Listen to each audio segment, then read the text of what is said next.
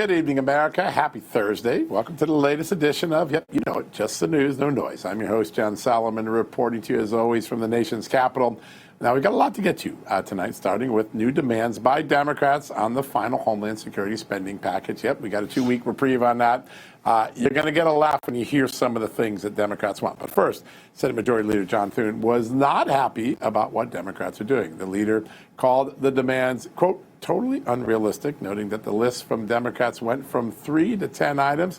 Now, that 10-point list includes, I'm not joking, a judicial warrant requirement for arresting illegal aliens, a ban on agents wearing masks, requiring visible ID. They don't want them for voting, but they want them for ICE agents, ending racial profiling, blocking agent stops in protected areas, and a number of other concessions. And if Democrats and Republicans can't come to terms by February 13th, a new partial shutdown would be in effect, just part of the Homeland Security Department, very small. Remember, we told you earlier in the week, ICE is already fully funded for 5 years, so they can't touch that. We also have a new reporting to bring to you on China and the Communist Chinese Party's operations here inside the United States.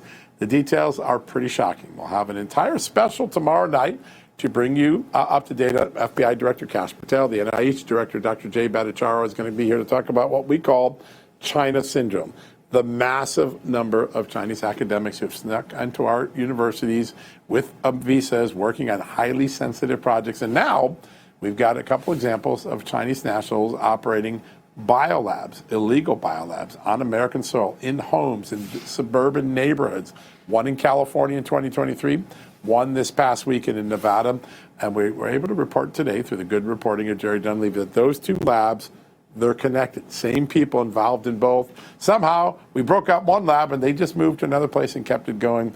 Not a good sign for our defenses here in America. We're going to delve into that a lot more tomorrow night. The FBI Director, Kash Patel, is going to tell us what led them to that extraordinary discovery of the biolab in Las Vegas. So be sure to tune in. Now, let me turn to my amazing co-host, Amanda Head. She's still on assignment tonight, but she always joins us. She doesn't miss a night. She's been watching headlines. Amanda, what's on your radar? Indeed, John. Well, we're going to have some conversations tonight about how the Biden administration completely flouted federal law. And we talked about this for the last few years when President Biden was in office. But it's Nancy Pelosi out there. I want to show you all this clip of her.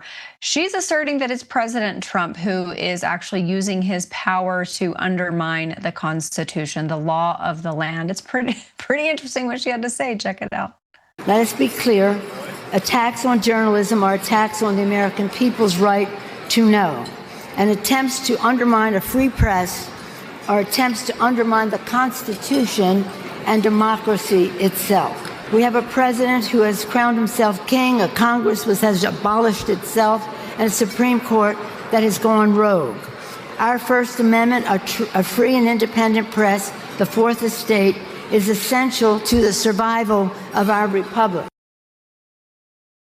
Crowned himself king. Very, very interesting. All right, I want to show you guys another clip. Many of us remember during the Biden administration, I was in California at the time. I vividly remember one time paying $7.56 for 1 gallon of gas. Of course, egg prices exploded and cumulative inflation during Joe Biden's one term reached, I think, about 23%. So it was a devastating time economically. And yet, even though President Trump has only been in office barely a year, oh, no, all of the problems that happened under Joe Biden and all of the fiscal pressures that the American people are feeling, they're all Donald Trump's fault. Check this out. Senator, it may be a bit nuanced for you, but what President Trump is referring to is the media saying that the affordability crisis was generated by this administration when it was you and President Biden who destroyed the buying power of the American people. So there is an affordability crisis, and you were front and center in it. Secretary Besson is a fantastic messenger for this administration when it comes to the economy. But I also want to move on to another messenger, the official messenger of this administration, Secretary Caroline Leavitt, who was speaking about Americans' approval of the deportations that are taking place. Speaking about this from the podium, here it is. Despite desperate recent attempts by Democrats and those in the media to undermine the president's deportation agenda, these efforts are failing.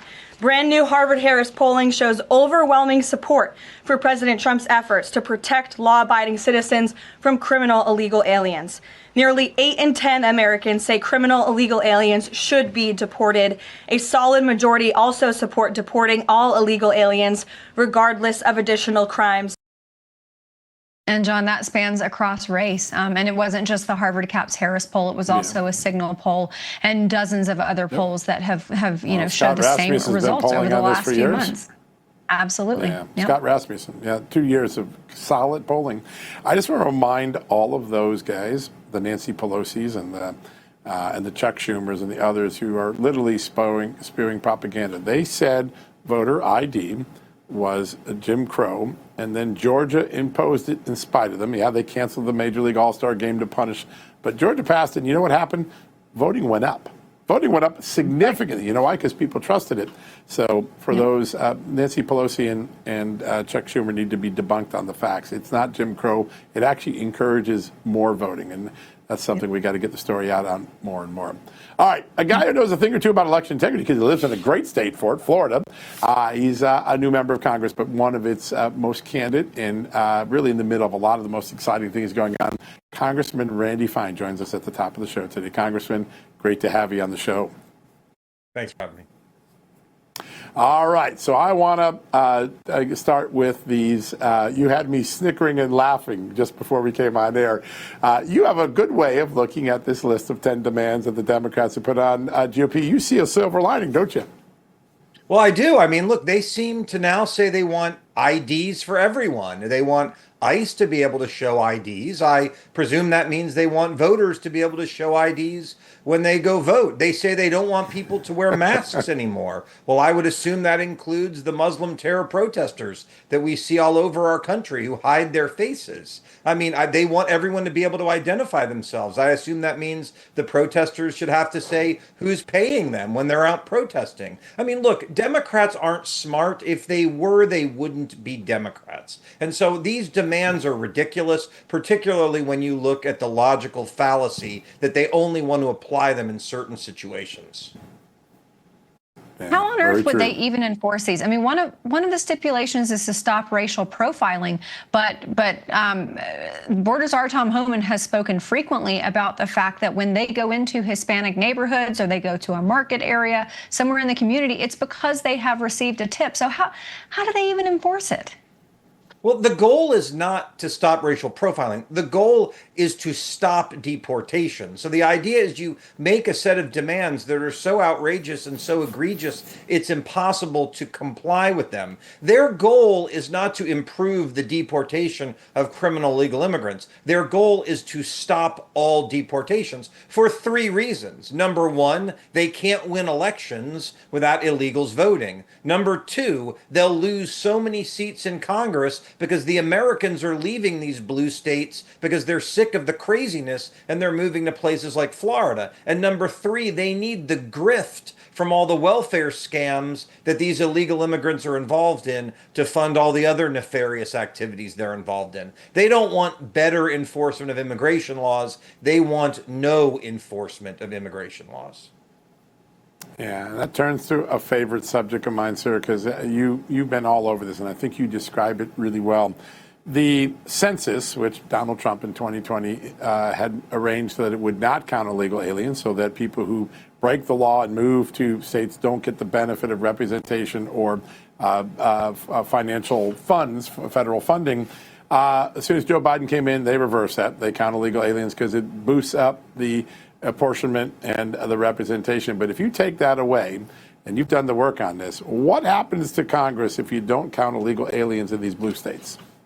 So here's the situation. Not all states are equally hospitable for illegal immigrants. So Florida, for example, where every law enforcement agency in the state is working in partnership with ICE to round up and deport illegal immigrants, a lot of them are saying, we don't want to be here. So they'll go to places like Minneapolis or New York where they say, come on down, we love us some illegals. Well, if you count every person, not every American in the census, you end up over allocating congressional seats to states that have lots of illegal immigrants. There are only 435 members of Congress. They have to be allocated using a formula. And so you've got a bunch of congressional seats in states that simply don't deserve them. I have news for you. Illegal immigrants don't deserve representatives in Congress. So we need to change how the census works to only count American citizens citizens, to frankly, because these are the people that we're supposed to be working for. Our job is not to be working for illegal. Frankly, our job's not to be working for legal immigrants. Our job is to be working for Americans, and that's how the census ought to be structured.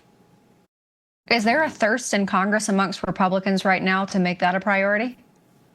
Absolutely. And I think the way we make it a priority is continuing to be focused on deportations, deporting every single illegal immigrant. But there is legislation that I'm supporting that would simply say for the next census, you cannot count illegal immigrants. But hopefully we won't need to do that because we won't have any illegal immigrants anymore. That's the best solution, is to get them gone because they cause so many problems. I mean, the number one reason houses are so expensive in America is because of illegal immigrants. When you have 20 million people who shouldn't be here living in our houses and our apartments, that boosts the prices for everyone. So the single greatest thing we can do to improve the lives of actual Americans is get every one of these illegals out of here and send them home.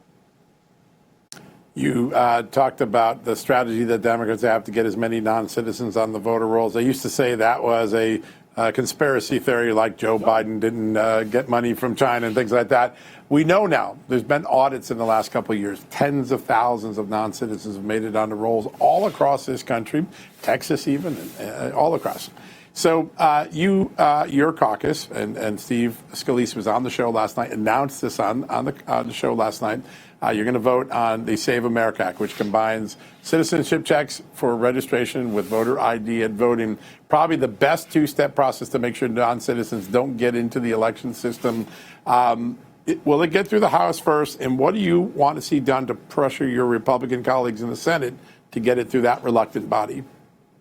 Well, I think it'll get through the House. I think it's a suicide mission if you're a Republican to vote against voter ID and citizenship verification. I don't know why anyone would be against that, because the only reason to be against that is because you want to cheat. The Democrats' notion that making people have a photo ID to vote is Jim Crow 2.0 is about the most racist thing I've ever heard of, because what it's saying is that black people are unable to get a photo ID. And I just think that's a disgusting statement to make towards racial minorities who, frankly, can get a photo ID just as easily as anybody else. As it relates to the Senate, look, the Senate, we have to change some rules. I don't know that Democrats will ever vote for this. Now, frankly, they should, because these two policies are overwhelming. They're 80-20 issues. But if seven Democrat senators won't vote for it, the Senate needs to stop with the silent veto of the silent filibuster and make them do a talking filibuster, just like Jimmy Stewart did years ago and Mr. Smith Goes to Washington. If they want to stand up and talk for 24 hours about why making people have a photo ID is such a bad idea,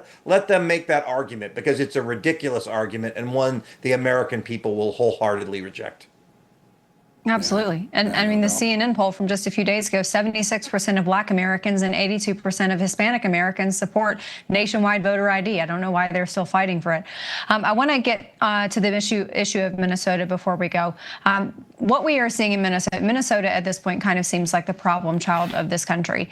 But if Democrats, if they have these 10 provisions that they want to impose, would that, if Republicans say yes, does that end it? And does that help the situation at all? Well, it depends on your definition. If you're Democrats, it sure does, because it gives amnesty. And so we stop deportations, and you keep all of your illegal voters and your census boosters and your fraud getters in this country. That is never going to pass. Republicans will never go for that. Donald Trump was elected on a mandate for mass deportations. The American people still want it. Can some of these things be done? Can we do body cameras? Sure. I don't think body cameras give Democrats what they want, because they find out that the stories they tell turn out to be true. And I think we should also be pointing out the logical fallacies, as I've talked about. The idea that an ICE agent can't be masked, but a Muslim terrorist threatening people in New York can be. I mean, I think we go and we make those arguments head on. But make no mistake, the goal is to shut down deportations, and we're just not going to let that happen. Yeah, pretty clear message, as we always get whenever you come on, Congressman. Great to have you on the show today. Thanks for joining us. I can't wait to see how the next few weeks play out. A lot of history right on our doorstep. Good to have you on. Thanks, sir. Thanks for having me. Anytime. Yeah, certainly enjoy the conversation every time. All right, folks, you remember the Power Whistleblower Center? They've done some extraordinary work. Remember the IRS agents, the FBI agents?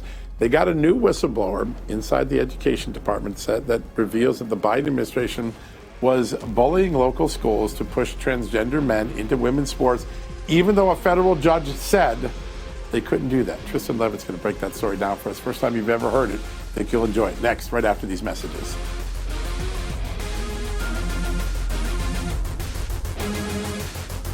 Hey folks, take a drive through any major city after sunset and you'll notice something strange. Dark windows, empty offices. Right now, 1 in 5 commercial buildings in America is sitting vacant. Even here in Washington, D.C., nearly $1 trillion in real estate loans are coming due this year. If those buildings stay empty, the banks take a hit. And those are the same banks where your retirement savings likely sit. There's a new free report called the Ghost Tower Index that breaks it all down. It uncovers 7 early warning signs that showed up before every major crash since 1929. And all 7 are active again right now. This won't make the evening news, but it could help protect your savings from what's coming. Download it free at johnlikesgold.com or call 855-GOLD 340 to get your copy mailed to you. That's johnlikesgold.com or 855-GOLD 340.